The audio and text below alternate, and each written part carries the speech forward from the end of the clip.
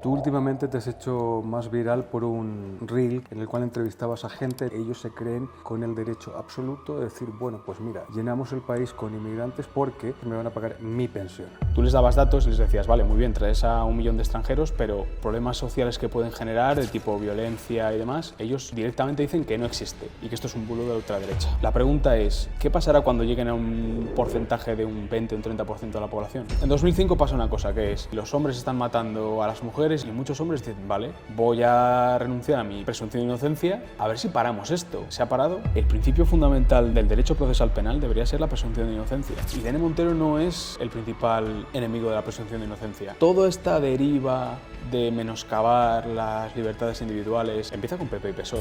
Yo creo que la palabra libertad y la palabra democracia son conceptos ahora mismo que son tan difíciles de definir. Gente que es cancelada en las redes sociales por tener un discurso diferente, gente que es asesinada. Este hombre en Colombia le dispararon y murió a los 2 meses de estar en coma. Charlie Kirk ha sido hace 2 o 3 meses. Tenemos universidades tan antiguas en España como una muy importante en Madrid que ofrece la cátedra a una señora que ni siquiera ha pisado la universidad en su vida. Si la educación pública fuera tan buena, ¿por qué hay personas que, teniendo la capacidad de ahorrar, deciden que sus hijos tengan una educación privada? O sea, estás pagando la educación 2 veces. O sea, estás pagando vía impuestos una vez y luego vía privada porque no te fías de la educación pública. Tienes un Estado robándole a la gente para luego distribuirlo como a ellos les da la gana. Y las pensiones es un claro ejemplo de cómo quieren tener atadas a 10 millones de personas en este país. ¿Tú consideras que el Islam es una amenaza para Europa?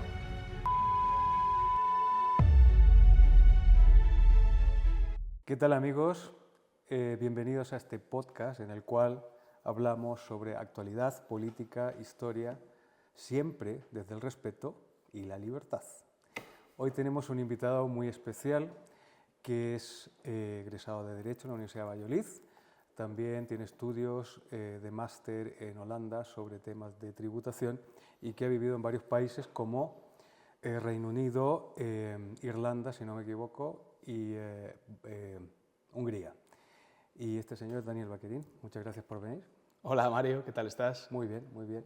Y bueno, pues en este podcast yo lo quería centrar un poco en la vida de los expatriados o en la emigración, ¿no? Cuando los jóvenes de alguna manera deciden marchar de su país para buscar otras opciones. Lo hemos visto en el 2008. Bueno, España es un país que siempre tiene una tradición de emigrar, ¿no? Buscar desde los 60 cuando se iban fuera y tal.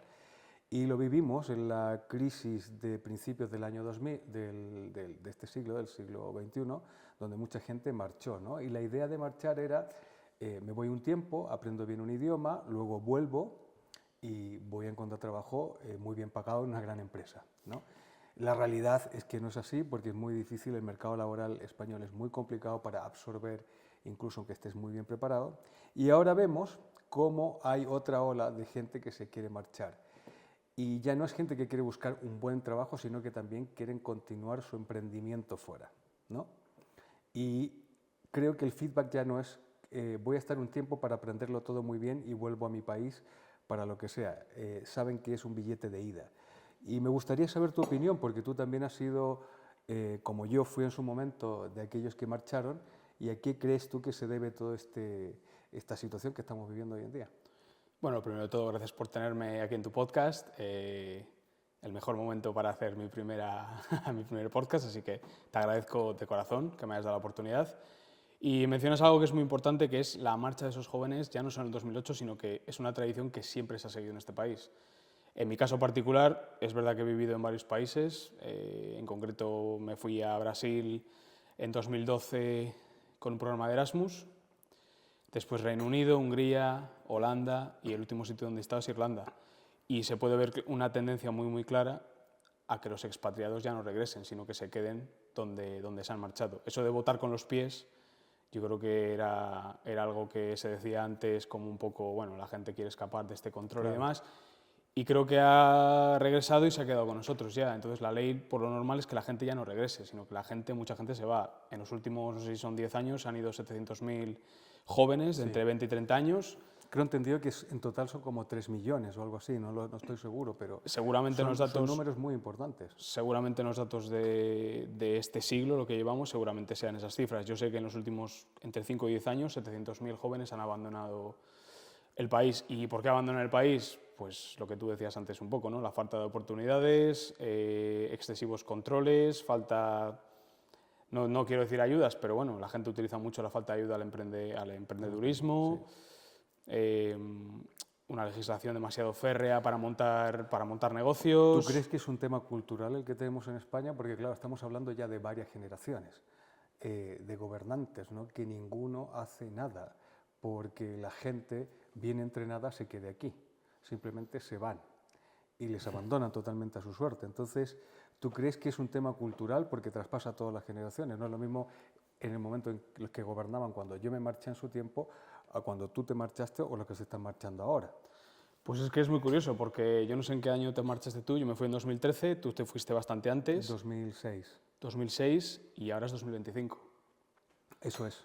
Quiere decir que yo creo que hay un mal endémico en nuestra sociedad política, creo que es a nivel global, pero bueno, vamos a centrarnos ahora en España, en la cual las cosas no se arreglan y tendemos un poco a ir tapando, como un poco cortoplacistas, ¿no? Sí. Tendemos a ir tapando un poco los agujeros que nos vamos encontrando del anterior gobierno. Y es preocupante por la tendencia que lleva esto y porque creo que no hay ningún político que salga ahora mismo y diga voy a arreglar... Y que quiera resolver el problema. Y que quiera resolver el problema. Yo creo que las cartas sobre la mesa están echadas y es muy difícil que alguien quiera arreglar esto y a la vez ser elegido. Tú últimamente te has hecho más viral por un reel que has publicado en tus redes sociales en el cual entrevistabas a gente en una manifestación, creo que era sobre las pensiones o algo así, que sería la generación de estos baby boomers, ¿no? Y bueno, pues las respuestas eran muy interesantes en el cual se notaba, en primer lugar se notaba desconocimiento, brutal. Sí. Brutal, desconocimiento. Y en segundo lugar, según mi propia perspectiva y muy personal, es un egoísmo impresionante de esas generaciones a las cuales, no quiero decir en una gran mayoría, pero no les importa ni el futuro inmediato ni de sus hijos, ni de sus nietos, ni de nada. Ellos se creen con el derecho absoluto de decir, bueno, pues mira, llenamos el país con inmigrantes porque con esos inmigrantes me van a pagar mi pensión. Como quede el país luego, no importa, que es básicamente la conclusión que tú sacas cuando tú entrevistas a esas personas, además de la agresividad, además de la arrogancia y la prepotencia. Eso muestra también que la sociedad se está desquebrajando entre también generaciones de una manera casi irreconciliable. Totalmente. Nos han metido en una guerra generacional de gente joven contra gente mayor. Yo, en mi opinión, no debería ser así, sino que todos deberíamos remar en una misma dirección. Pero es algo muy interesante lo que comentas tú, el egoísmo.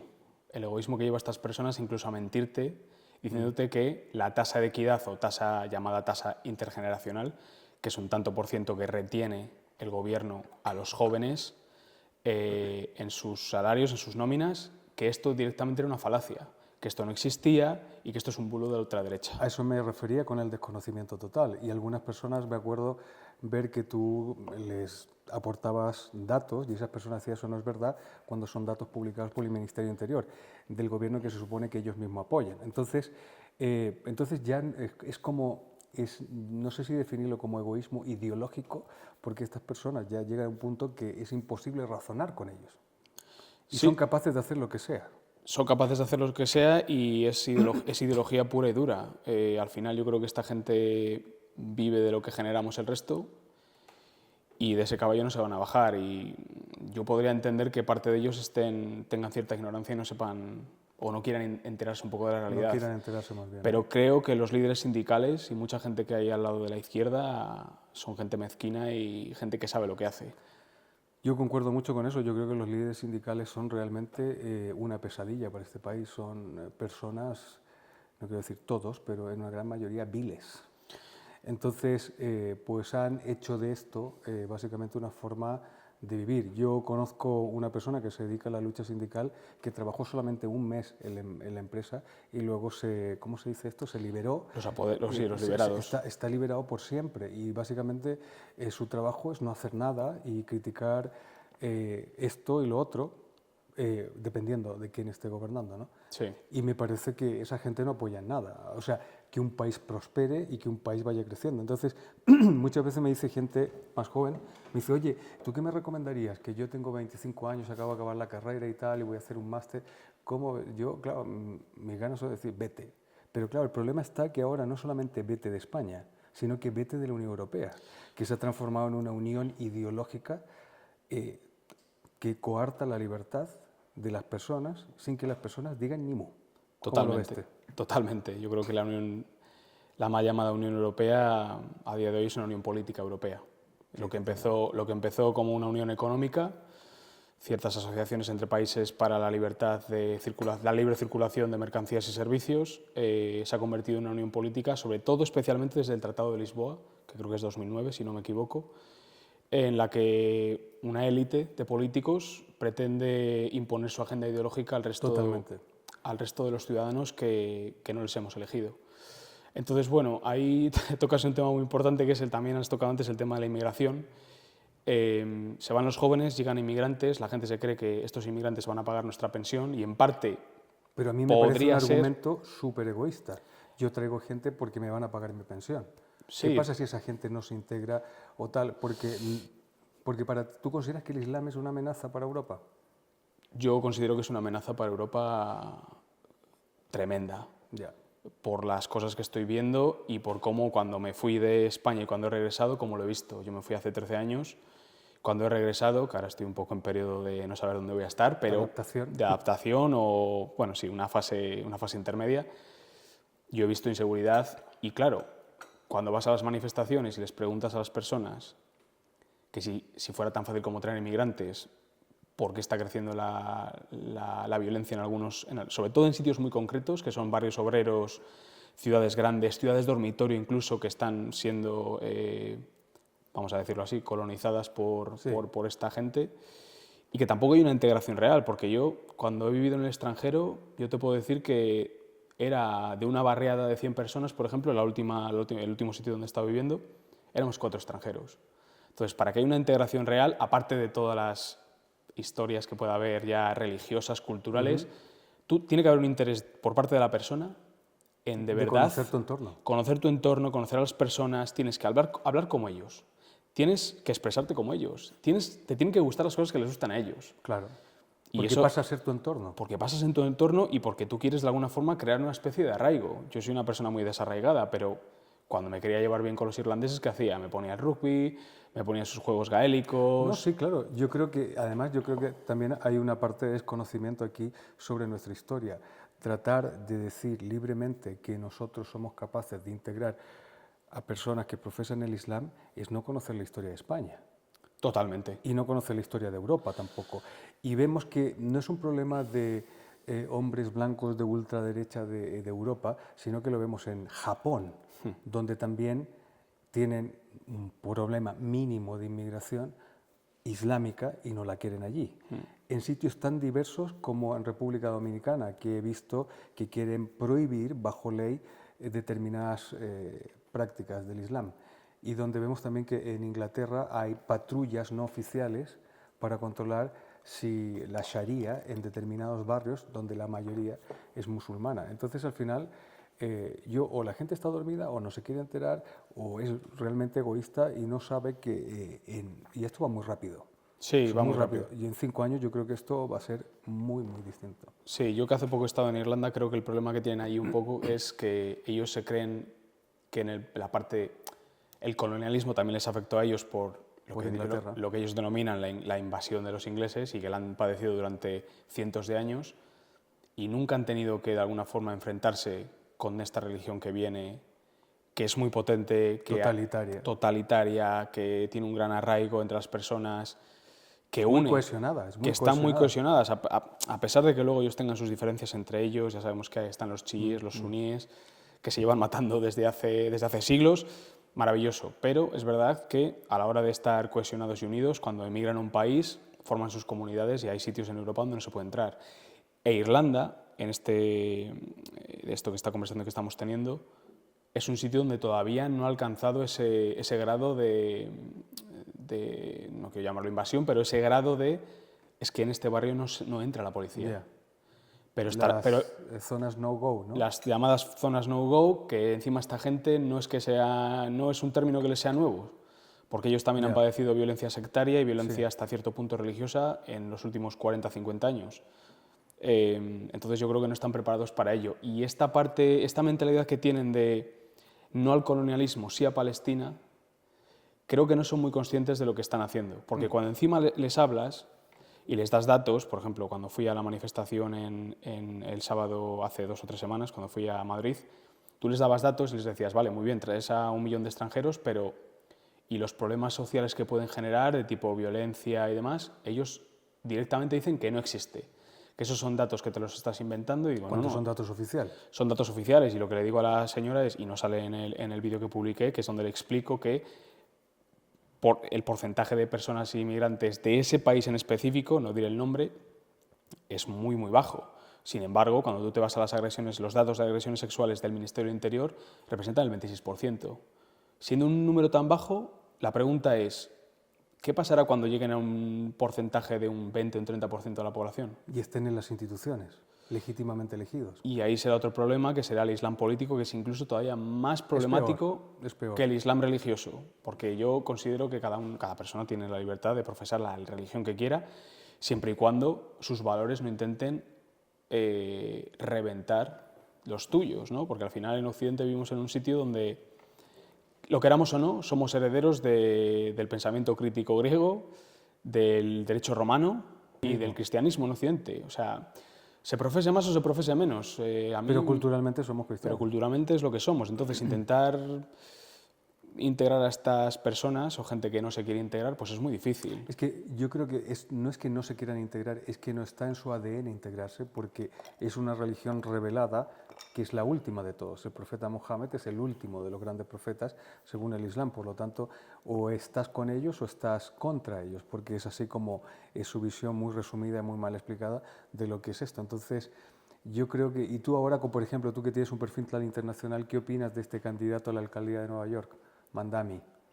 Que es, claro, estamos hablando, yo quiero decir que es un señor que no nació en Estados Unidos, que no es relevante, que está nacionalizado, se ha nacionalizado americano, que es de Sudán, si no me equivoco, que es profundamente religioso, aunque él venda otra cosa y se ponga pulseritas del movimiento LGTBI, no condena a Hamas, y este señor parece que es una especie del gran gurú del Partido Demócrata de los Estados Unidos, y un Mandami, yo lo vería aquí en España, apoyado por el Partido Socialista y todos estos partidos de izquierda, cuando esa gente tiene una agenda detrás. Le he visto incluso hablar en español, o sea, ya es como me tiro el triple de los triples de los triples, que es soy LGTB, lo que sea, sí. Tengo mi religión islámica y además también intento ganarme a la comunidad latina. Bueno, al final es un político que hace políticas y cosas de políticos. Exactamente. Y lo que dices tú de verlo aquí en Europa, a mí no me extrañaría nada. De hecho, ya hay casos. Ya. Hay casos ya, sobre todo creo que en Reino Unido, la mayoría, donde bueno, hay alcaldes... La mayoría de los alcaldes son musulmanes. La mayoría de los alcaldes... Y no es que sean musulmanes como profesor, sino que además exteriormente sabes, porque son imanes o vete a saber qué. Sí, no, además el lenguaje lo tienen muy bien estructurado y se saben cómo vender el mensaje. Bueno, y navegar en las actuales leyes. Sí, hay un libro que yo siempre recomiendo a las personas que, a pesar de, si hablamos de la narrativa del libro, a mí no me gusta como novela, no me gusta como escritor, que es Sumisión, y es un libro bastante polémico, que describe muy bien lo que has relatado ahora mismo. Una socialdemocracia débil, con partidos de izquierda débiles, que desemboca en un enfrentamiento entre esta gente, socialdemocracia débil, partidos islámicos, islam político y una derecha muy conservadora. O sea, al final es todavía más polarización. Y creo que viniendo de donde venimos de España, un país que todavía no ha superado ciertas grietas, o que hay personas que han querido reavivar estas grietas, es muy peligroso que el islam político llegue a las instituciones. Bueno, yo creo que es probable, y también yo creo que uno de los grandes objetivos de la izquierda generalmente es dividir. Primero con las mujeres, primero con esto, primero con lo otro, primero con los homosexuales, primero con los animales, con un montón de cosas porque son nichos para enfrentar a la población, que la población tenga rabia y pues se alinee con sus postulados que en la mayoría de los casos a día de hoy para mí no tienen ningún sentido práctico. Entonces nos vemos una sociedad totalmente enfrentada, que tú crees que realmente esta sociedad enfrentada que tenemos hoy en día pasa a ser un enfrentamiento en plan yo no me hablo contigo porque tú votas a tal o cual, o esto puede desembocar en otra cosa, teniendo en cuenta que tenemos el componente de esta inmigración totalmente descontrolada que se trata de cubrir. Hace poco hubo unas violaciones en Pamplona, una chica sufrió esto por una manada y esta manada no eran españoles. En esta ocasión los rostros de esos presuntos violadores no han sido revelados. Cuando fue la otra manada, que eran chicos españoles, sí, salía en toda la prensa y salía hasta lo que comían por la mañana. Entonces, ¿crees que realmente vamos a un enfrentamiento real? De que la gente se está radicalizando. Que la gente se está radicalizando es una obviedad. No me lo invento yo tanto de un sector como de otro. Vemos que la gente en determinados sitios está tomando la justicia por sus manos. Sí, bueno, hay patrullas de vecinos, hay patrullas vecinales, hay ciertas patrullas organizadas por otros partidos o otros grupos, digamos así, que luego son calificados de ultras, porque ya sabemos que aquí todo lo que se salga un poco de la norma, todo lo que se salga del estatismo, de lo que dice el gobierno, de lo que dice una regulación, es ser ultra, ser facha, bulos, esto y lo otro, racismo, bueno, un montonazo de cosas. Que básicamente es rotular a las personas porque son disidentes y eso es más fascismo que los fascismos que ellos dicen combatir. Totalmente, al final la etiqueta es la etiqueta fácil, te llaman negacionista por hacer ciertas cosas y bueno, es lo que tenemos. Yo no sé si vamos a un enfrentamiento, yo esperaría que no, pero las cosas se están poniendo difíciles, especialmente, y aunque nos digan que vamos como un cohete, a nivel económico. Yo creo que al final la economía y el bolsillo de las personas es lo que hace a las personas al final moverse y de alguna forma protestar, si no... Pero ¿cómo te vas a mover cuando gran parte de la población depende directa o indirectamente del Estado? Claro. Eso es lo que pasó con el kirchnerismo durante muchos años, ¿no? Mucha Sí, gente sí. dependía directa o indirectamente del Estado, por lo tanto es muy difícil que si tú tienes una casa y tengas 2 niños o un niño, pues te vayas a rebelar. O sea, lo que tienes para perder es mucho, aun Sí. cuando tu libertad va disminuyendo y cada día eres más pobre. Sí, bueno, la gente ya sabe, entenderá ya de qué pie cojeo y no me escondo. Yo creo que el socialismo fomenta valores muy perversos, como es la falta de responsabilidad totalmente de cara al futuro. Creo que fomenta mucho el cortoplacismo y lo inmediato. Y la cultura del esfuerzo, por supuestamente, la rechaza totalmente. Totalmente rechaza la meritocracia, rechaza la cultura del esfuerzo y al final es lo que dices tú, el Estado va comiéndose poco a poco a la población, te van quitando libertades muy poco a poco, que a veces no te das ni cuenta, y al final lo que tenemos es a una gran parte de la población sujeta a este estado tan grande que hemos creado, que es el estado del bienestar, el mal llamado estado del bienestar, que en realidad es el bienestar del Estado. Y de unos pocos que trabajan en el Estado en las altas esferas. Y de una élite política que trabaja en las altas esferas que al final no se preocupa por las personas de a pie, porque al final date cuenta que ellos son cortoplacistas. Ellos están en la sede, están en el poder 4 años, van a intentar estar 8 o 12, como el actual presidente que tenemos, y les da igual, porque hay cosas muy serias para meterle mano y no quieren hacerlo. ¿Por qué? Porque es impopular, porque los gobiernos están para gastar dinero, no están para ahorrar. Exactamente. Entonces, claro, una persona, un Javier Milei en España... Es imposible. Es imposible. Okay. Creo que fundamentalmente porque no estamos tan mal como nos hacen ver, a pesar de que el paro juvenil sea de los más altos de Europa, si no el más alto de Europa, creo recordar. Y sobre todo porque no tenemos autonomía, no tenemos soberanía monetaria.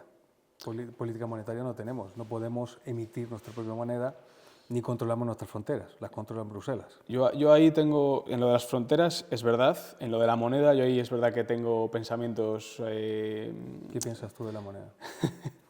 Yo creo sinceramente que muchas veces se le ha hecho la culpa al euro, diciendo que el euro hizo que subieran todas las cosas y tal, pero creo que al final nos ha salvado en cierta parte y te explico por qué. Al final tener personas que gobiernan o que controlan la emisión de la moneda, del euro, que son que son mucho más honestas que nosotros y son mucho más cabales a la hora de gastar, nos ha permitido que España no esté Tan arruinada. no esté tan arruinada, no esté tan mal. Porque al final tú imagínate que hubiésemos tenido siguiendo la peseta y estos gobiernos que han llegado, sobre todo desde que se fue Aznar. Todos desde que se fue Aznar, Zapatero, Rajoy, con Montoro, el vampiro de Montoro, y ahora con este señor. O sea, tú les dejas a esta gente la emisión de la moneda central, la emisión de la moneda española, la peseta, y te arruinan aún más, te arruinarían aún más el país. Entonces eso lo tengo que interpretar como que no hay esperanza en nuestra clase política, porque estás hablando de 2 o 3 generaciones distintas que ninguno tendría la capacidad, ni la ética, ni la virtud para poder gestionar un país de una manera eficiente. Entonces tenemos que esto dejárselo a una entidad supranacional para que estos tecnócratas nos digan, bueno, pues no puedes hacer esto, para tener una cierta estabilidad. Que es un poco, que sería un poco el paternalismo del paternalismo, ¿no? Sería el padre, el abuelo diciéndole al padre lo que tiene que hacer. Bueno, yo creo que estamos abocados a una intervención más tarde o más temprano, y es lo que dices tú un poco de que una entidad supranacional, como sería la Unión Europea, venga y nos intervenga directamente. Pero bueno, aquí la otra cosa es que ¿quién está para intervenir a quién? Porque si tú te vas a Francia, te vas a Bélgica, te vas a Alemania, están parecidos. Están parecidos. O sea, los niveles de deuda pública que tiene Francia ahora mismo no tienen nada que envidiarle a lo que tenía Grecia cuando fue rescatada, ¿eh? No, efectivamente. Y al final... Lo que pasa es que son economías más grandes y bueno, pues ¿tú crees que...? Tienen la marca. Tienen la marca. Algo que nosotros hace tiempo que no tenemos. Que la hemos perdido. Yo creo que la tuvimos en un momento. La tuvimos, pero la hemos perdido, sí. La hemos perdido. ¿Tú crees que en el panorama actual en Europa, ya saliendo un poco de España, con todos estos movimientos, lo que está pasando en Inglaterra, la censura horrorosa, estuve leyendo que hay 12.000 personas detenidas en Reino Unido solamente por publicar en Facebook o algo una opinión, lo que estamos viendo en otros sitios de Europa, la inseguridad, los guetos, que ya no son guetos, de gente, de islamistas y todo esto. ¿Tú crees que hay algún futuro? ¿Esto qué le dirías tú a un chico que acaba la carrera ahora y tiene 23 años? Mira, quédate aquí o realmente cruza el charco, porque esto en los próximos 30 años complicado. Gran pregunta. Como te he dicho antes, el Estado cada vez va avanzando más, nos va quitando más libertades sin que nos enteremos muchas veces, o muchas veces debido a la ignorancia de las personas que de alguna forma no quieren saberlo. Es una buena pregunta. ¿Qué le diría a un joven de 25 años? Seguramente le diría que pusiera pies en polvorosa, como se dice aquí, que directamente buscara un mejor futuro fuera y ya desde allí aprendiera a amar las cosas que son buenas de nuestro país, que a mí es un poco lo que me ha pasado en estos años. Porque uno fuera idealiza mucho su país. Siempre fui muy receloso de España. Yo empecé la carrera en plena crisis de 2008. Bueno, empecé en 2009, pero bueno, las consecuencias más duras de la crisis empezó a verse a partir de 2009, 2010, intervención del Banco Central Europeo en 2011, el anuncio de Zapatero diciendo que tenía que congelar los gastos, todas estas cosas. Bueno, los brotes verdes son un poco antes, pero después llega justo cuando Zapatero hace el anuncio ese que se le ve saliendo al micrófono a hablar de todas estas cosas. Entonces, yo creo que lo que le recomendaría a un joven es que se fuera, quien lo intentara fuera, y sobre todo que intentara invertir en su capital, en su patrimonio personal. Sí. Personal. Sobre todo, no dejar el dinero en los bancos sin usar, asociarse con ciertas personas, cooperar socialmente, que a mí es un término que me gusta bastante, indagar, ozar, leer. Pero claro, al final tienes que tener una cosa, que claro, ese joven de 25 años ha salido o va a salir con unos valores, pero ¿y si le dijéramos que puede salir con 18 años? A lo mejor lo hace. A lo mejor podría hacerlo, e incluso le podrías decir, ¿y si con 18 años en vez de estudiar en una universidad pública española te vas a estudiar en una universidad privada de Reino Unido o de Irlanda o de Costa Rica, que te intente formar en otros valores? Porque al final... Y yo creo que hay una caza de talentos en ese aspecto, porque yo tengo un amigo, un chaval que conozco, que pues es muy bueno con el fútbol y optó a una beca por el fútbol. O sea, no es que sea fantástico en el fútbol, pero bueno, está bien, ¿no? Y una beca para acabar lo que es el bachillerato, el COBO, como se llame ahora, esto fuera en Estados Unidos y ahora ha enlazado con la universidad en Estados Unidos y ahora está haciendo un doctorado en Estados Unidos y es en matemático, es un tío brillante. Yo creo que ese chico no va a volver nunca. Y entonces ha sido una caza de talentos desde Estados Unidos. Es decir, mira, pues este chico juega en el fútbol, que seguramente no va a ser Messi ni nada, y son estas becas de deporte, ¿no? Entonces Sí. ahora pues él está allí.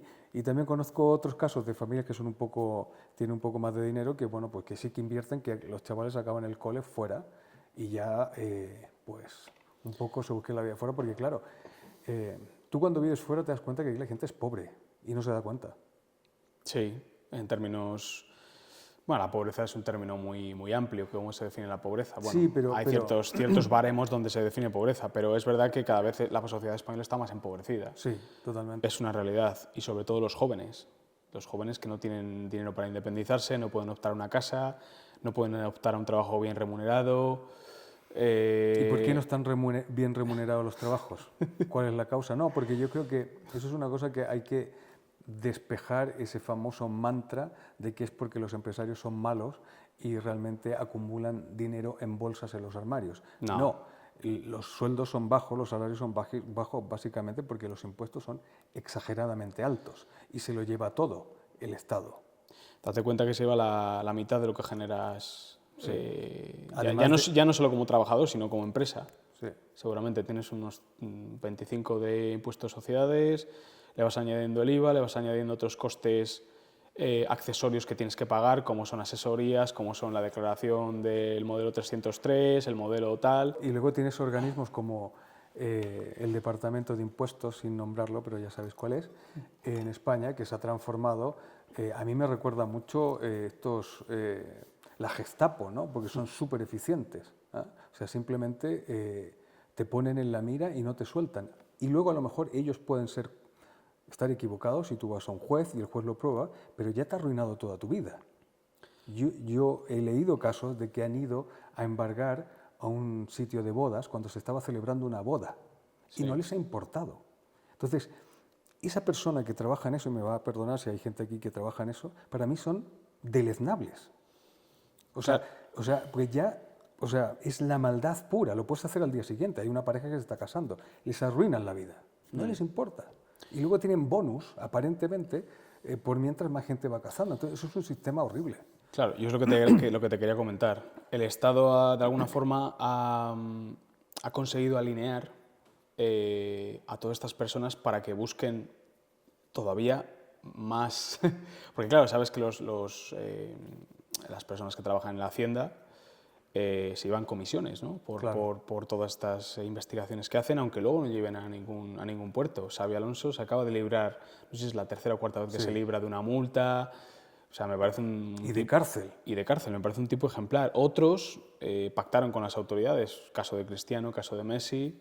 Yo no conozco los detalles específicos de esos casos, pero sé que Xabi Alonso lleva ya como 3 o 4 veces donde le han querido pillar y no lo consiguen. Y los empresarios en España están ahogados, que es un poco la pregunta que me habías hecho al principio. Creo que están ahogados por las regulaciones, por los impuestos.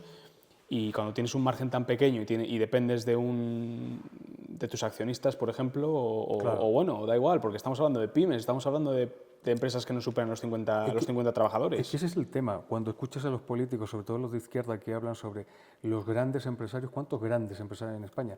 España es un país de pymes, del señor que tiene un bar y que lo gestiona con su mujer y con sus 2 hijas, están ahogados de impuestos y además tienes esta gente que vive del erario público que les señala, que los cancela, que los llama fascistas, que los llama de todo. O sea, una sociedad, en mi punto de vista, no puede crecer cuando tienes esa lacra, tanto gobernando y en algunas instituciones haciendo básicamente de policías de todas estas personas. El recaudador de impuestos a lo largo de la historia nunca ha sido querido. De hecho, la raza Doberman de perro se creó porque lo creó un recaudador de impuestos en Alemania para protegerlo a él cuando iba de pueblo en pueblo. No me sorprende, la verdad. Entonces, pero claro, ahora hemos llegado a una cosa que no necesitan perros porque apretan un botón y te quitan todo de la cuenta, o te la bloquean, o lo que sea.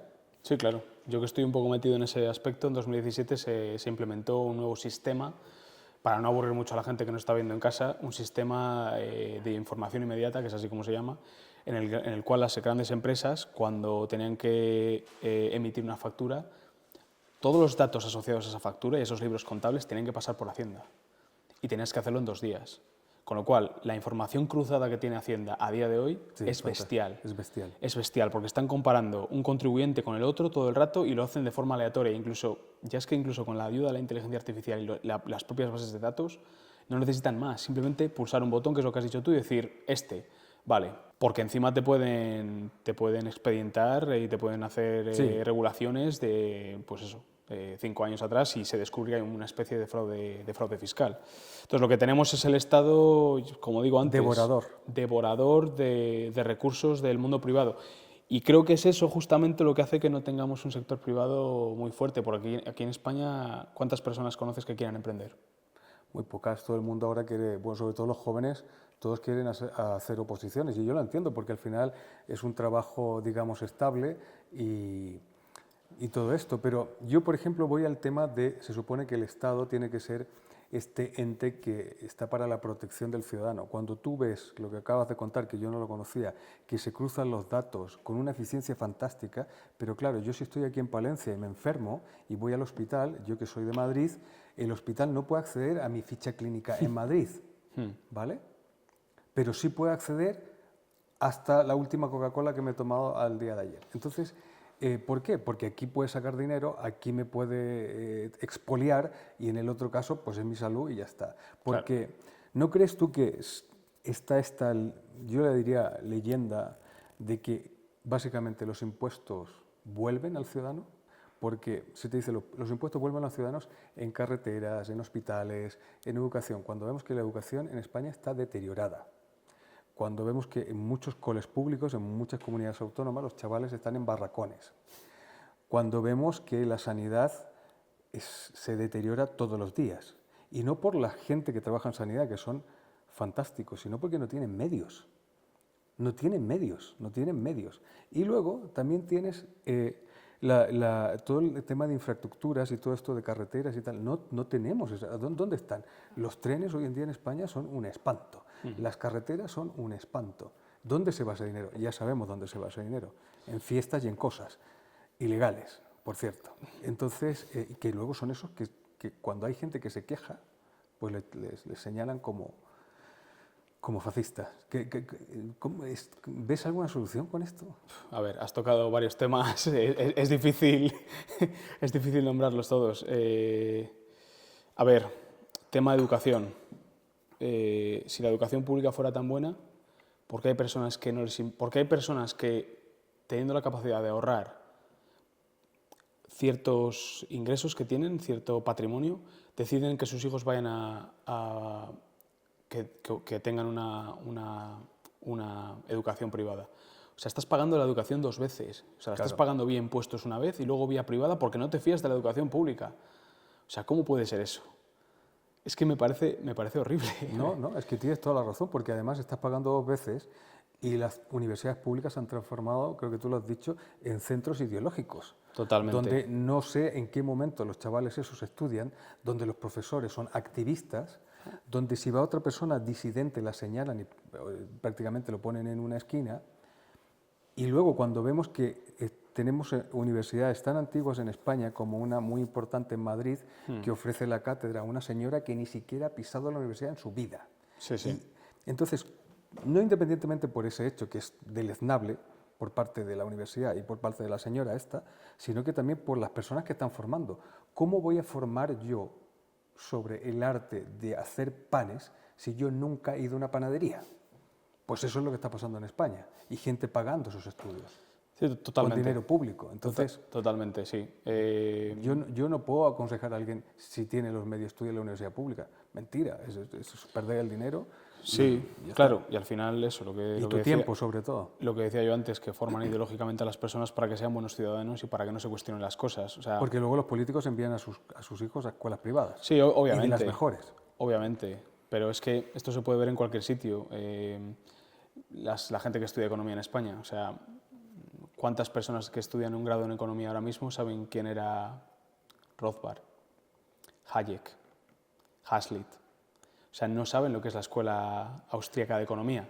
entonces no sabes lo que es el libre mercado al 100%, no lo conocen. Entonces es ideología, no te están vendiendo un título, te están vendiendo ideología pura y dura. Exactamente. Fin, te están vendiendo keynesianismo, socialdemocracia Y y keynesianismo, adoranza al líder.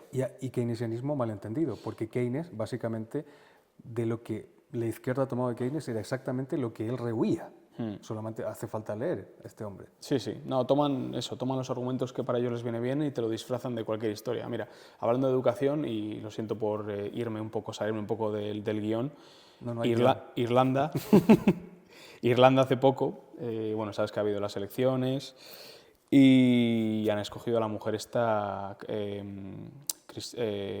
Catherine Connolly creo que se llama, la mujer esta, una mujer que supuestamente es independiente, pero que ha salido elegida debido a una coalición de izquierdas en Irlanda. Y sumado el Sinn Féin, que también hay que recalcar esto, que es muy... y luego te diré por qué. Esta persona, hay un profesor en Galway, creo que es de la Universidad de Galway o de Tipperary, ahora mismo no estoy muy... pero se llama Burke, se apellida. Este profesor se negó en la universidad, o en la escuela creo que era, a referirse a una de las alumnas, o a uno de los alumnos, vamos a decirlo así, uno de los alumnos, por sus Pronombres. por sus pronombres. Entonces, Nuevos, estos pronombres nuevos. estos pronombres nuevos que se han inventado. Entonces, y él decía que no iba a acatar esa norma impuesta por parte del centro porque iba en contra de sus principios religiosos, vamos a decirlo así. Ese profesor perdió el trabajo por esto. Ese profesor ha acabado en la cárcel porque se negaba a abandonar su puesto de trabajo, con lo cual la justicia irlandesa le ha condenado a ir a la cárcel. Y el otro día hace un mes, hubo un acto en una universidad en Galway y el hermano de esta persona se presentó, el hermano pequeño del profesor, para echarle un poco en cara a la persona esta que qué iba a hacer si ella salía elegida. Lo que obtuvo por su parte fue un silencio. Y solamente ni le miró a la cara y esperó a que llegara la Garda, que es la policía irlandesa, a que lo escoltara fuera del edificio. No se dignó a responder a una pregunta que le hace una persona, un ciudadano.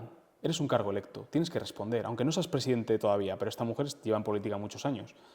Entonces, lo que me da rabia es que, de alguna forma, gente que viene de otro sitio sí se les dé todas las libertades del mundo para profesar su religión, pero este profesor que está diciendo, no, es que va en contra de mis principios religiosos. En un país que se supone que tiene esos principios religiosos. En un país que se supone que tiene... Sobre todo Irlanda. Sobre todo Irlanda. Entonces me hace mucha gracia este aspecto, mezclado una vez más con la educación. Esto se diría que es el wokismo, ¿no? Esta especie de cáncer que ha afectado a todos los sitios. Sí, pero es que es muy... En Irlanda el caso este es que es muy raro porque ha ganado una mezcla de... O sea, sería como que aquí gana... Sería como que PP-PSOE, que son los dos partidos mayoritarios ahí, que uno es Fine Féin y otro Fine Gael, no ganan, no obtienen... Bueno, obtienen unos resultados paupérrimos y de repente sube Sumar, Podemos, Esquerra Republicana, Junts y Bildu, porque al final la gente no tiene esto en cuenta, pero el Sinn Féin es un heredero del IRA, Sí. en lo ideológico. Entonces, tú imagínate un país así, sin ni siquiera los socialdemócratas del PSOE. Entonces yo creo que todo lo que ha experimentado de bonanza económica Irlanda en los últimos 20-25 años, Sí, se va a ir. creo que está en peligro. Sí. Y está en peligro, y una vez más, son las personas las que han elegido este destino. ¿Y cuál sería el último bastión que tenemos en Europa? Sin contar Europa del Este, que está claro que ponen todo su esfuerzo para no ser invadidos por este totalitarismo europeo y de todas estas cosas globalistas. Pero ¿cuál sería dentro de la Europa occidental el último bastión?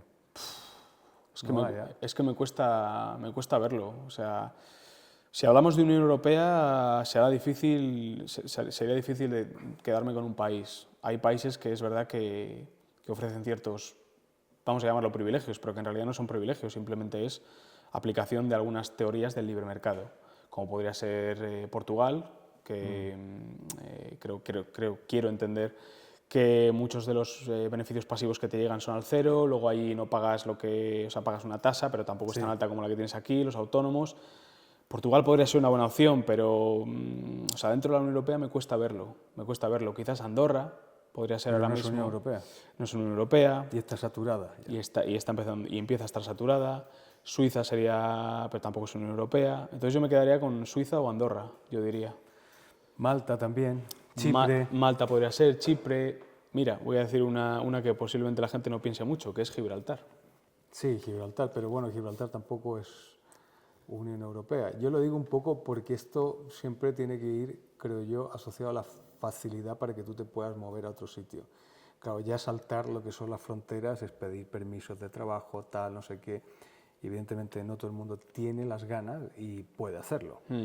Pero lo que yo sí me estoy dando cuenta es que hay mucha gente que quiere salir y se quiere salir. Y antes eran los solteros, ahora también son los casados y tal, porque lo que tú dices, si tú vives en un barrio de clase media hoy en día en España y ves que ese barrio ha sido colonizado por inmigrantes y luego tu hija no puede salir a la calle tranquila por la noche y si te quejas te rotulan de ultrafascista cuando tú has votado siempre a la izquierda, ¿ah? pues tienes que hacer, como dicen en catalán, un pensament, ¿no? Y dices, bueno, pues a lo mejor me tengo que marchar. A mí, como yo estuve un tiempo en Serbia, a mí hay gente que me ha preguntado qué tal la vida en Serbia, qué tal la vida no sé qué, porque claro, tienen hijos. Es que yo me lo plantearía también. Yo me lo plantearía también, sobre todo si tienes hijas. Y cuando ves estas patrullas de Sharia y todo y ahora, no sé, era en Ceuta o en Melilla, ¿no? Que ya han quitado directamente todo lo que es la carne de cerdo en los colegios para no molestar a esta gente. Entonces esa forma de entender la vida nos está matando y también está matando la economía porque los talentos se van. Sí, sí, el talento no hace más que marcharse y llega... Es verdad que llega a población que potencialmente podría ser población activa y que de alguna forma van a contribuir de alguna forma. Si quitas de lado la inseguridad, la violencia y todo eso, sí que es verdad que llega gente que de alguna forma aporta algo, ¿no? Aporta a la hacienda española. Pero claro, esto es pan para hoy y hambre para mañana. En realidad no estás asumiendo o ejecutando las reformas que tú necesitas hacer como país. Vuelvo a la infraestructura que decías antes, carreteras y demás. No hay un gran plan de infraestructura de gasto. De hecho, hay lo contrario, que es menos gasto. No sé si en Europa está el 3% de los presupuestos lo que destinan el resto de países y España está al 1,5, algo así, y lleva años así. Entonces hay un deterioro fundamental de las infraestructuras en España que al final es lo que atrae también a que las empresas se muevan, ¿no? Claro. Entonces tienes todas estas personas que lo único que les importa es su futuro político. Y su futuro sus bolsillos. Aparte de sus bolsillos, pero y su futuro político que pasa por las pensiones. Es que las pensiones es el melón que nadie quiere abrir, pero es que yo creo que es el punto fundamental donde hay que ejecutar reformas de manera inmediata. ¿Tú crees que hay que ejecutar reformas o hay que cargarse directamente el régimen del 78, con todo lo que eso implica? ¿Fue el régimen del 78 un régimen justo, realmente como lo quieren vender? Que ahora dentro de poco se celebrarán 50 años los 50 años de la monarquía. Y también te quiero preguntar por ese tema, porque se van a celebrar 50 años del regreso de la monarquía en España, donde el primer monarca de esos 50 años y el artífice de esta transición no está invitado. No está invitado. ¿Cómo contamos esto 50 años más adelante a las generaciones? Sí. Bueno, yo para empezar siempre quiero, o por lo menos intento transmitir que los cambios radicales de la noche a la mañana no pueden ser. Con el tema de las pensiones no puede ser un cambio radical, porque obviamente mucha gente se va a poner de uñas largas y va a ser un auténtico caos. Yo creo que hay que acometer reformas puntuales y esto es a largo plazo, esto verlo de 20 a 30 años e intentar cambiar el país. La otra cosa, y no me meteré mucho en las pensiones porque es un tema que no domino del todo, yo lo cambiaría el sistema a un sistema de capitalización. No tenemos 20 años, en 20 años esto va a ser un infierno, o sea, no tendremos dinero ni siquiera para pagar la luz.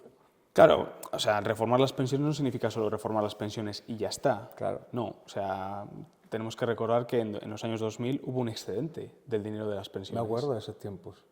Y que luego se fue gastando. ¿Y qué hizo el Estado? Destinarlo a otras partidas presupuestarias. Entonces, gasta, es que nunca ahorra. O sea, ese excedente no lo podría haber puesto el Estado en nombre de todos en un fondo de indexados, o como un fondo soberano, como el que existe en Noruega. Invertirlo de forma masiva, porque, ojo, cuando tú inviertes de forma, yo invierto 20 euros en un indexado, en un SP500, puedo tener ganancias, pero cuando lo invierte un ente como es el Estado español, hostias, ahí puedes tener una ganancia mucho mayor. Mucho mayor.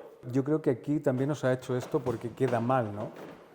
O sea, como que, fondo soberano, qué malos, porque estamos ganando dinero con unos niños esclavos en no sé dónde, porque es la imagen colectiva que tiene incluso esa gente que has entrevistado, sobre todo estos baby boomers, Sí. o sea, es que es aberrante el nivel de ignorancia, ¿m? O sea, es como para castigar a esta gente, encerrarla bajo llave, porque en realidad Es que lo que me hace gracia es que luego nos acusen a los libertarios de que somos egoístas. no, es que acusan a todo el mundo que no piense como ellos. Acusan a todo el mundo, pero a mí me hace especial gracia cuando acusan a los liberales o a los libertarios de que son las personas egoístas, que solo quieren mirar por su interés. Pues que al final tienes un Estado robándole a la gente descaradamente para luego distribuirlo como a ellos les da la gana, que ni siquiera es una buena distribución, porque es que la intervención del mercado no existe. La intervención de un ente supranacional o nacional que decida dónde se va a gastar y qué es eficiente a nivel de mercado no existe, porque un político no puede estar en las cabezas de millones de personas que son las que mueven el mercado. Es que es imposible. Exactamente. Es que yo no soy un entendido en economía. Yo hice Derecho, pero poco a poco pues, me he ido formando de alguna forma, he leído algún libro y demás.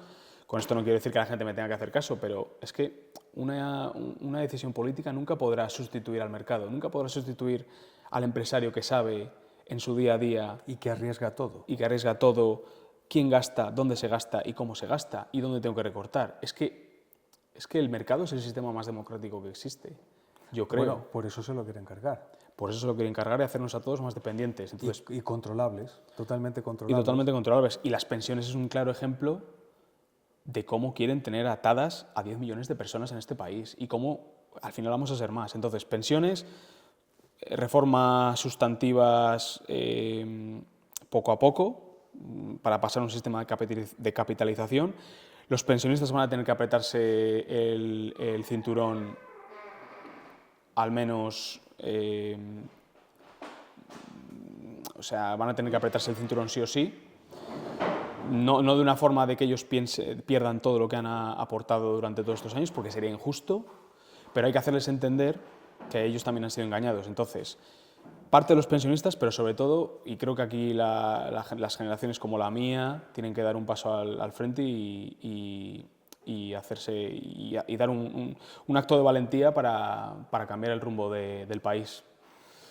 Pero yo siempre he pensado que todos estos cambios de rumbos no pueden ser, como tú has dicho, paulatinos, sino que generalmente en la historia se dan de un día para el otro, porque evidentemente esto se rompe en algún momento. Sí, podría haber una revuelta. Porque pero...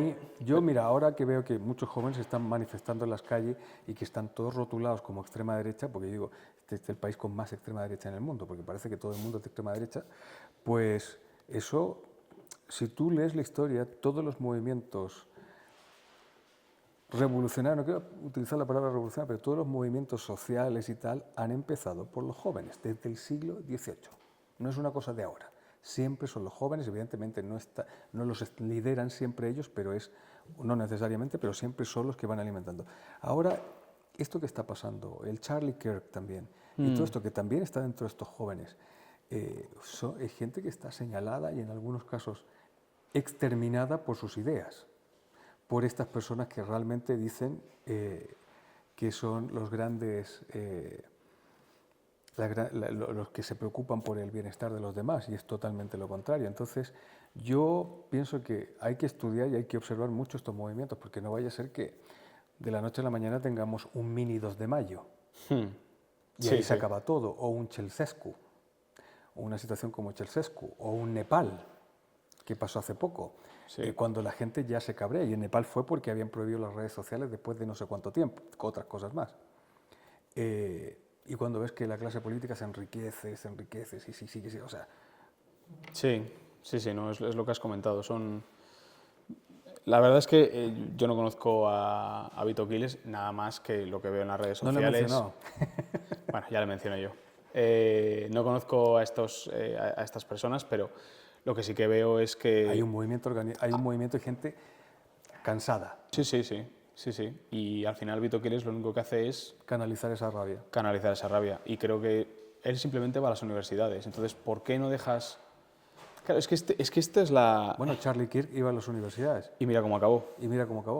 Es que esto siempre y luego aquí creo que el presidente del gobierno ni siquiera hizo un tuit sobre esto. Claro, es que al final Charlie Kirk y Vito Quiles van a las universidades a hablar. Entonces, ¿por qué no se les permite, ¿no?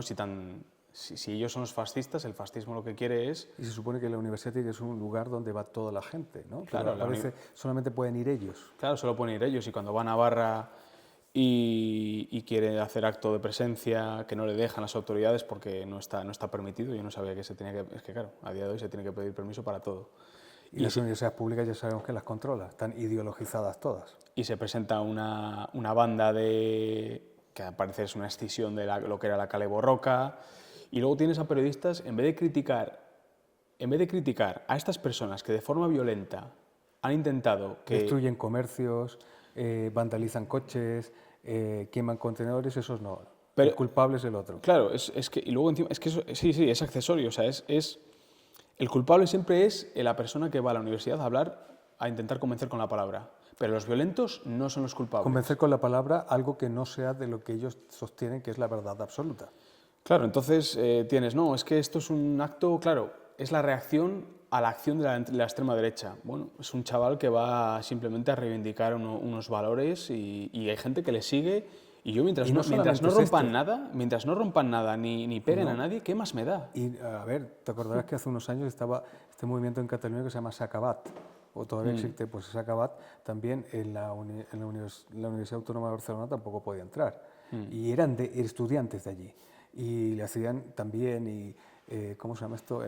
Alerta antifascista y todo este tipo de cosas. O sea, solo pueden hablar ellos. Claro. Solo pueden hablar ellos. Yo hice un año en la Universidad Autónoma de Barcelona y de ahí me cambié a la central, o sea, a la Universidad de Barcelona, y me acuerdo que en ese tiempo, la Universidad de Barcelona, y ahí me acuerdo en ese tiempo que yo tenía una profesora totalmente ideologizada. O sea, totalmente ideologizada. O sea, lo primero que me acuerdo que dice en clases, yo soy republicana. ¿A mí qué me importa, señora?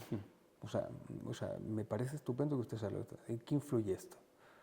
La educación es un pilar básico y los estatistas lo conocen. Intentan dominar el argumento y la narrativa y siempre lo harán. Entonces, ver a periodistas que no condenen directamente o la agresión que a este chico que era periodista, pero ¿cómo se puede empezar un informativo o un espacio en una de estas cadenas que pagamos todos sin hacer mención directa a que ese periodista ha sido agredido?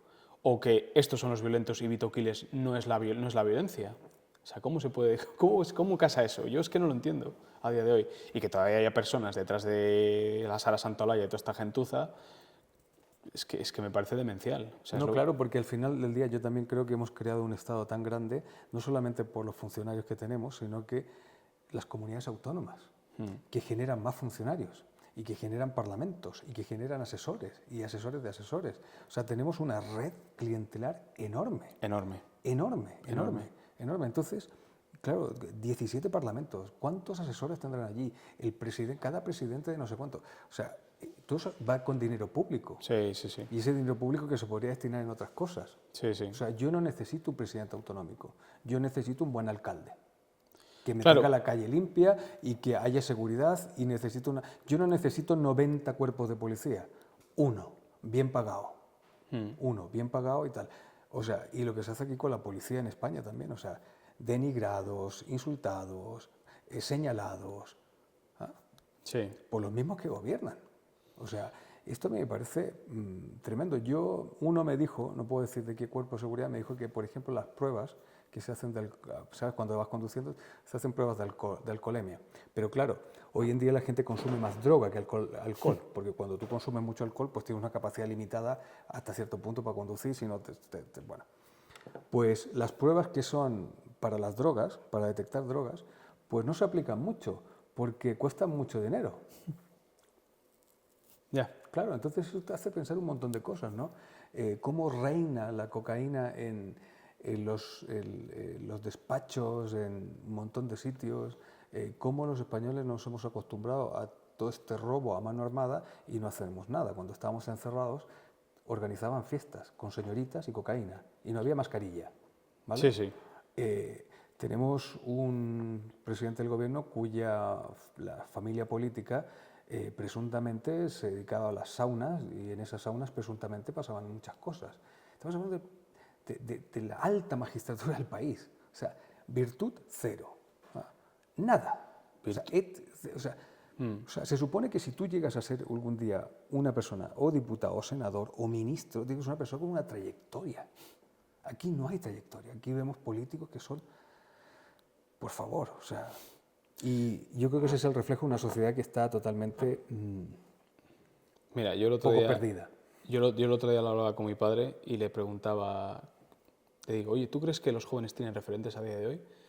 Y se quedó un rato pensando, me va a perdonar que diga esto en público, pero él dijo, tras un rato pensándolo, el hombre dijo, no creo que tengamos buenos referentes en la sociedad para los jóvenes ahora mismo. Hay gente muy preparada y muy capaz, pero no son las figuras públicas que salen en el TikTok, que salen en los medios de prensa, una vez más financiados por todos. No, él decía, hay gente muy preparada que te puede ayudar a los jóvenes, pero no, el referente político es este, o el referente es este cantante o tal. Y es que no son buenos referentes para la juventud. Para nada. Yo no voy a ser el ser moralmente superior que diga lo que hay que seguir, cada uno que siga lo que quiera, Claro. pero que no me lo impongan. Por lo menos que no me lo impongan. Solo digo eso, o sea, que las personas sean libres para cometer sus propios errores, que yo creo que eso es fundamental. Pero Porque yo creo si que la no, libertad cada día aquí es más escasa. cada día es más escasa. Cada día es más escasa y la gente, cuando esté viendo esto en sus casas y me conozca un poco más, creerá que soy un conspiranoico, pero es que no es así. La libertad es algo fundamental para el ser humano. Yo creo que es algo que debería ser capital para nuestras vidas. Sí, a mí cuando me dicen esto, tú te quedarías aquí o tal y cual. A ver, yo me quiero quedar aquí para defender lo mío, pero también lo mío es mi libertad. Entonces, si hay algún momento en que mi libertad, que ya no es la que yo tenía en los 90, mi libertad se sigue reduciendo, pues evidentemente yo tendré que ir a un sitio donde yo me sienta más libre. Claro, que es lo que hacen las personas, sí. Porque me parece legítimo, y si alguien cree que no es legítimo, bueno, es su problema, pero yo no puedo vivir en una dictadura, ¿sabes? O sea, que me vendan que no es una dictadura, porque eso es otra cosa, que a mí me vendan que estoy viviendo en un campo y en un jardín maravilloso y feliz, como el mundo feliz de Aldous Huxley, pues no. Sí, es que yo creo que la palabra libertad y la palabra democracia, dictadura, son conceptos ahora mismo que son tan difíciles de definir. Son tan difíciles de definir porque, lo mencionabas antes, gente que son canceladas en las redes sociales por tener un discurso diferente, gente que es asesinada, porque es que este año, recordémoslo, pero es que hemos visto varios asesinatos y han ido la mayoría de las veces de un lado. Es cierto, y tengo que decir que en Estados Unidos yo me puse, vamos, por casualidad dije, ¿quién comete más violencia, la derecha o la izquierda? Es verdad que los casos están bastante igualados, pero es verdad que este último año los casos más mediáticos han sido por parte de la izquierda. Este hombre en Colombia le dispararon y murió a los 2 meses de estar en coma. Charlie Kirk ha sido hace 2 o 3 meses. O sea, las aguas se están agitando y es peligroso.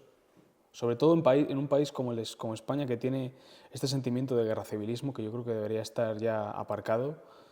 Bueno, la izquierda se ha encargado de revivirlo. Sí, la izquierda son unos expertos en eso. Yo creo que la derecha a veces es demasiado ingenua y demasiado tibia y no sabe aprovechar bien esto. Pero bueno, más allá de derecha o izquierda, que a mí me dan igual todo, yo lo que quiero es que me dejen vivir en paz y que me dejen ser libre.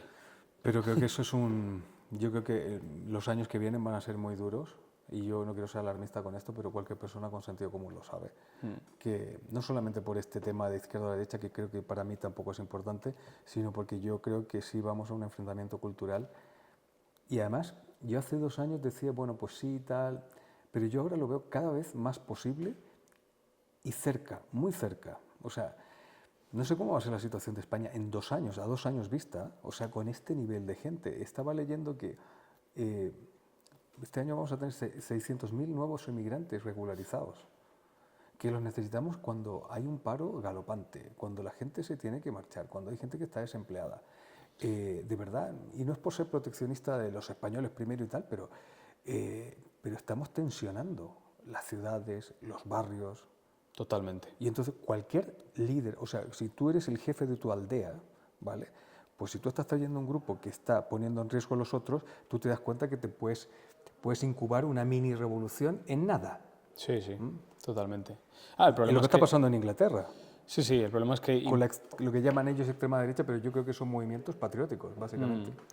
El problema de importar diferentes inmigrantes, claro, es que no están viniendo gente que podría ser el próximo Elon Musk.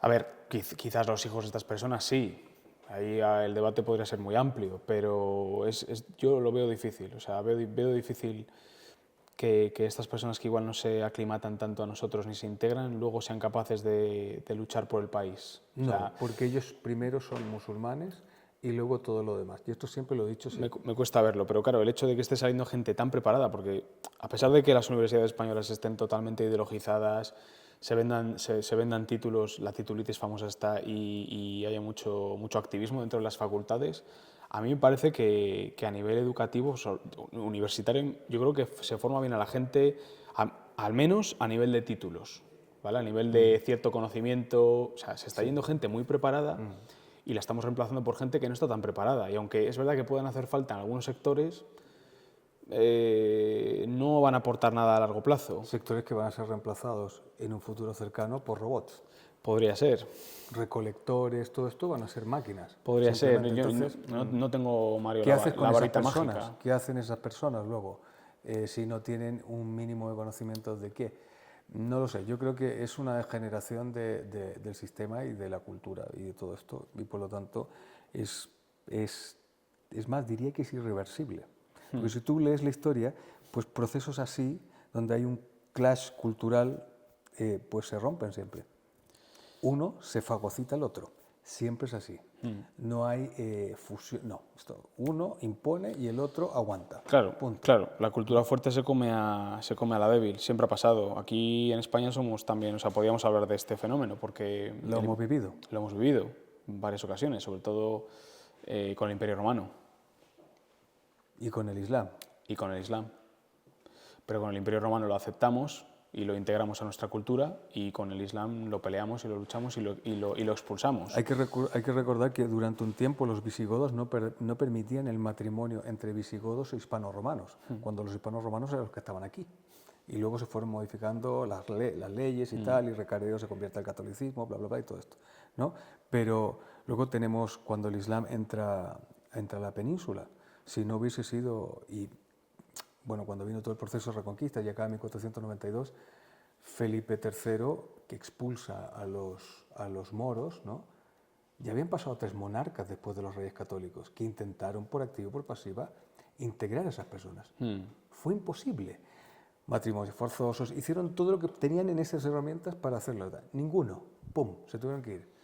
Sí. Y eso te revela un poco con quién estamos hablando, porque estamos hablando de este mismo grupo que es el que está poniendo las fronteras tensionadas hoy en día, no solo aquí en Europa, sino como hablábamos en Japón y en Australia y en otros sitios y en Nueva York. ¿Quién iba a pensar que en Nueva York ahora íbamos a estar hablando de un señor tan radical como este Mandami, que podía ser el alcalde de la ciudad más importante financieramente del mundo? Sí. Londres también está con un señor parecido. Sí, yo antes que yo le pediría a la gente que empezase a hablar de esto, sin ningún tipo de tapujos. Es complicado porque... Es complicado, pero yo creo que se te podría... señalan y te machacan. Sí, pero yo creo que, fíjate, yo no soy ningún fan de la socialdemocracia ni de los partidos políticos, pero creo que esto se va a convertir en un asunto de Estado en el que yo creo que sería bueno que mostrasen cierta decencia y tratasen el tema como hay que tratarlo, con la importancia que tiene, sin miras ideológicas, simplemente aquí hay un problema, hay que solucionarlo. Es difícil porque cada uno mira para su lado, pero yo conozco gente de izquierdas, tengo amigos que son más bien socialdemócratas y demás, y ven esto como un problema también. Y es más, o sea, yo tengo amigos que están votando a otros partidos que nunca lo habrían votado. En su vida, claro. Entonces también te da un poco el punto de partida de hacia dónde nos dirigimos, ¿no? Donde hay gente que está empezando a cambiar sus miras políticas, se están radicalizando incluso, yo diría. Yo creo que también se está radicalizando. Hay un chico que yo sigo en las redes que, bueno, pues que él ha creado una cuenta para hablar sobre una denuncia falsa que recibió, no puede ver a su hijo con todo este feminismo que hay ahora en día, pero porque yo siempre digo, España no es un país que sea feminista, es un país hembrista. Es un país hembrista donde los hombres tenemos menos derechos que las mujeres. Es así. hay 500 y tantas leyes que las benefician a ellas más que a nosotros. Y este señor ha creado toda una cuenta, un poco porque no puede ver a su hijo, fue una denuncia falsa, pero todo esto está en el limbo legal de todo esto, ¿no? Con tribunales y todo esto y tal. Y este hombre cuenta, ese hombre se ha tatuado en una de sus piernas, no estoy hablando de un tío tonto, se ha tatuado en una de sus piernas las siglas de un partido político, ¿ah? Que a lo mejor él en la vida hubiese pensado que se las tatuaría o que votaría libremente por ellos, porque se ve atrapado en una situación en la cual es totalmente injusta. Sí. Es señalado, lo tratan de destruir, cuando era falso todo, falso. Sí. Y aún así no puede ver a su hijo. Sí, sí. ¿Qué opinas de esto? Esto también lo ha creado la izquierda. Sí, bueno, a ver, al final todos los colectivismos son preocupantes y son peligrosos. El tema de las denuncias falsas, sin ser yo un experto en ello, sé que es verdad que los datos han manejado como ha querido un poco los medios afines y demás. No es un tema que esté precisamente puesto al... no estoy al día de ello. Pero esto radicaliza mucho más a la población también. Radicaliza a la población, pero es cierto que existen denuncias falsas. Y ese dato del 0,000, que no sé si lo da el Consejo General del Poder Judicial, es una milonga. O sea, sí. el hecho, o sea, lo que es objetivo es que muchas de estas denuncias se archivan y nunca llegan a ser declaradas como falsas, porque para ser una denuncia falsa, la parte contraria tienen que demandar. Y muchas de las personas no quieren meterse en estos líos. Claro. Sin embargo, ya estás marcado de por vida. Y has pasado un par de noches en el calabozo. Y puedes pasar un par de noches en el calabozo, quiero decir. Y estás marcado. Ya, más allá de... Yo no conozco los datos. Más allá de las denuncias falsas, si no, está claro que se utiliza la ley en favor de una de las partes, para empezar. Totalmente. Y que luego quedas marcado de por vida por toda esta historia. Y aparte, el principio fundamental del derecho procesal penal debería ser la presunción de inocencia. No sé los datos, ni tampoco me importa mucho. No, pero la presunción mira, no existe. Mario, te voy a decir una cosa. Con que haya un caso, a mí ya me parece lo suficientemente grave como para mandar la ley de violencia de género y toda esta mierda a tomar por culo. Es que además Perdón para la gente que está escuchando en casa, es que pero... Yo, por ejemplo, ves a algunos periodistas, creo que fue, no estoy seguro, Ángels Barceló, que hablaba sobre el tema de la flotilla, que habían algunas personas que habían sido condenadas por temas de terrorismo de ETA y tal, pero que habían cumplido su condena, pero ella hablaba, ¿y por qué no hablamos del terrorismo de género, el terrorismo de violencia a las mujeres y tal? O sea, ya le estamos poniendo un apellido, esto carece de todo sentido común. Y yo creo que esto también es otra gotita para un caldo de cultivo en el cual la gente se radicaliza más. Por ejemplo, tenemos el colectivo LGTBI. El colectivo LGTBI siempre se dice, oye, la extrema derecha va a venir y te va a colgar en un árbol, no sé cuánto, los derechos y tal. Lo que pasa, no, que ahora tenemos una tensión migratoria que no quiere a la gente LGTBI, a pesar de que algunos colectivos adoran a estas personas, ¿no? Lo adoran a estas personas. Y yo he estado en sitios que te dicen, sí, pero has visto cómo en Alemania está avanzando los nazis y está este partido, la AfD, que está llegando todos los landers, ¿no? a los distintos estados y tal. Sí. Y esta mujer y tal, esta mujer es lesbiana, digo yo, está casada con una mujer de Sri Lanka y tiene 2 hijos. ¿Me vas a decir que es homófoba? No lo es. No lo es. Entonces, claro, están llevando todo.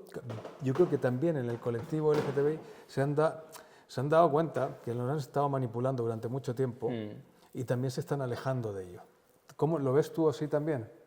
Bueno, yo creo que hay una manipulación clara de los mensajes y el ejemplo claro que has dicho de esta señora de la AfD es claro, ¿no? Yo creo que al final intentan, pues eso, de alguna forma gobernar la narrativa y utilizarla a su favor en todos los ámbitos de la vida de las personas. Yo creo que el mensaje es ese. No tengo tampoco una posición muy clara. Yo creo que todo lo que sea colectivismo financiado con dinero público está mal, es moralmente erróneo. Creo que la gente tiene que ser libre para elegir lo que quiere hacerse con su cuerpo y a quién amar y con quién vivir. No tengo ningún problema con eso, a qué dedicarse, con qué ganarse la vida. La moralidad de cada uno es la moralidad de cada uno, no debería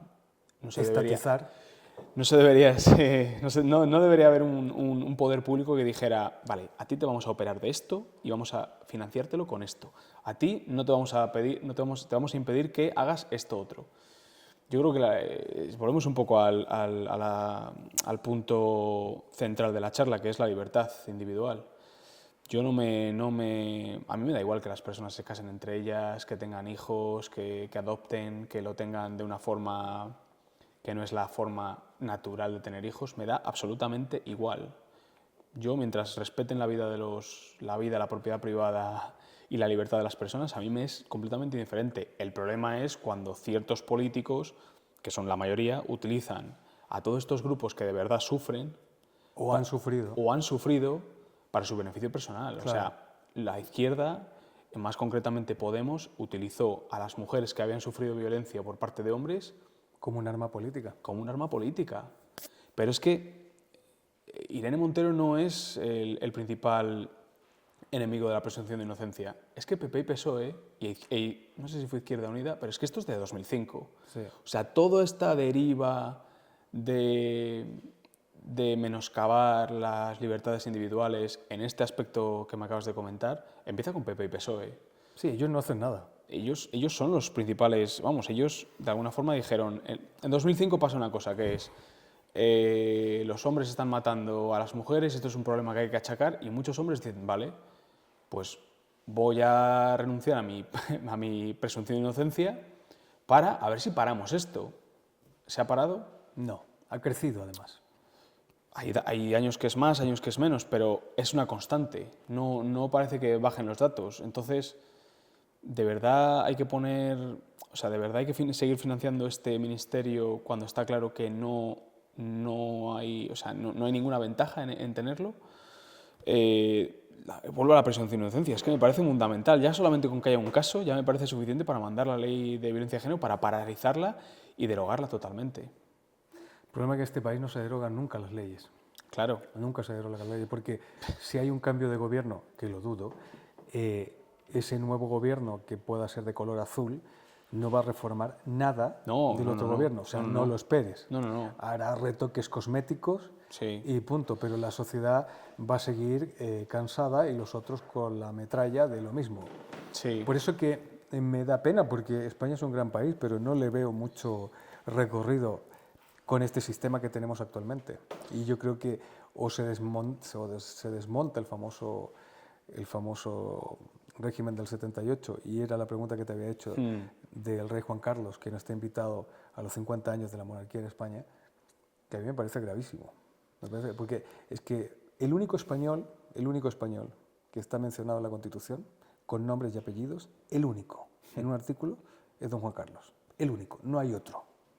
¿Vale? Entonces, que este señor, o sea, es que, ojo, no esté invitado a los 50 años y hagan una cena privada en el Pardo, que no sé qué, o sea, me parece deleznable. Utilizo muchas palabras, me parece horrible. Poco elegante. Bueno, te da la sensación, vamos, a mí personalmente no es que comparta mucho lo de la vida o lo que ha hecho el rey. Pero eso es otra cosa. Eso es otra cosa. Pero tú no le puedes quitar su papel histórico. Totalmente diferente, pero me da la sensación de que al final la historia es caprichosa, ¿no? Y en un momento dado puede ser encumbrado como el mejor y 50 años después estar en el suelo y la gente te está pisando y nadie saca la cara por ti. Entonces, bueno, no sé, institucionalmente es un error, posiblemente lo sea. También creo que Juan Carlos ha hecho cosas en los últimos años a nivel privado, pero a veces pagado por todos, también hay que decirlo, que no son del todo éticas. Entonces, es un tema complicado, Mario. Me estás preguntando es un tema que no domino yo mucho. No, pero no lo digo porque te mojes de un lado a otro, pero yo personalmente sí, digo que no está bien, porque tú no puedes borrar la historia de un país. Y en España tenemos esa maldita costumbre de borrar la historia. O sea, sin duda. Hemos borrado la guerra civil, o sea, los chavales ahora estudian desde 1812. O sea, antes no hubo historia, no habían visigodos, no habían hispano-romanos, no había los reyes católicos, no existía nada. Y 1812 la Constitución de Cádiz, por eso, ¿vale? No puede borrar la historia. El gobierno de Franco pues está borrado totalmente, no hizo nada, fue horrible y la gente moría de hambre en la calle. No, ¿vale? Luego, ¿qué ha pasado? La gente investiga y se da cuenta, luego aparecen un montón de cosas. Claro, él tuvo sus luces y sus sombras, como todos los gobiernos, y sobre todo este que era un gobierno autoritario. Pero no puede borrar la historia. Me parece un error. Me parece un error el peor de todos. Si tú borras de la historia a este señor, don Juan Carlos, es un error. Te guste más si haya tenido 20 amantes o 50. Me parece un error. Sí, sí, yo creo que al final esta política que está llevando a cabo el actual rey del país no es la adecuada en tanto Bueno, en no cuanto la puede dirigir. intenta de alguna forma desmarcarse un poco de lo que haya hecho su padre. Yo creo que al final su padre, tiene un peso en la historia para bien o para mal. Y como institución igual sí que se le debería respetar y por qué no invitarle a este acto donde él fue partícipe, es una de las personas que Y está viva, protagonista. y protagonista.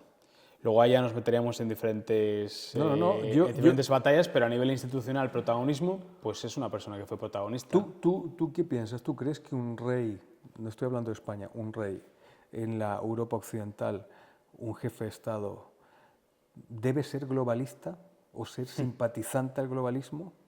No, para nada, para nada. Yo creo que se debe a las personas que... A su pueblo. A su pueblo. A su pueblo. A su Aquí pueblo. estamos entrando también en otros debates, pero es verdad que no debes ceder ante ninguna élite globalista que lo único que quiere es empobrecerte. Efectivamente, y sobre todo teniendo en cuenta que yo siempre digo una cosa, o sea, ser gran duque de Luxemburgo, ¿vale? Que es un país muy rico, por cierto, no es lo mismo que ser rey de España, que tiene una connotación histórica bestial. Y con esto me quiero referir a doña Leticia, que a mí me da la impresión que esta señora no se ha dado cuenta que no es la directora de una ONG internacional, sino que es la reina de España, y eso tiene una connotación histórica y religiosa impresionante, ¿vale? Sí. Es impresionante, entonces tú no puedes obviar cosas, ¿vale? Porque tú creas que son anacrónicas o porque tú creas que no es progresista y tal, no porque no, porque hay un trasfondo, hay un contexto histórico. Y creo que eso también está minando no solamente aquí en España, pero también lo veo en el Vaticano. Cuando veo que el Papa León XIV hace unos meses se trae un trozo de hielo a Castel Gandolfo de Groenlandia para bendecir el trozo de hielo y por el cambio climático. Cuando están muriendo, creo que son miles de cristianos en África. Sí, en Nigeria son miles, sí. Creo que no sé cuánto eran, 100.000 desde que ha empezado todo esto y tal. Eso sí que es un genocidio, porque están deliberadamente exterminando una parte de la población por su fe. Directamente nada, aquí seguimos bendiciendo esto, hablando del cambio climático, hablando de no sé qué. Pues yo veo que todas estas instituciones están corruptas, están totalmente infectadas y no hay ningún tipo de... Pocos se preocupan por la gente, por los trabajadores, por la salud de las personas, nada. No. O sea, están en otras peleas. No. Tal. Es que yo cuando leí lo del hielo es que me indigné. Lógico. Es que Castel Gandolfo está en el centro de Italia. Traer un hielo de Groenlandia, un trozo bastante grande de un glaciar, al centro de Italia, ¿cuánto cuesta eso? Vamos a ver, ¿cuánto cuesta eso? Traer todo esto para hacer toda una ceremonia allí y bendecir un hielo para el cambio climático, por favor. Y ese, es que te explota la cabeza. No tiene mucho sentido, la verdad. No tiene ningún tipo de sentido. Pero bueno, las agendas globalistas es lo que han impuesto. El mantra nuevo es el cambio climático, feminismo. ¿Acabará el globalismo? ¿Tú crees que acabará el globalismo? Menuda pregunta. Pues yo creo que mi opinión es que las personas... No, yo creo que no va a acabar. Va a seguir creciendo. Yo creo que seguirá creciendo. Seguirá creciendo. O sea que seremos totalmente... no seremos libres. Mientras más globalismo, menos libertad individual.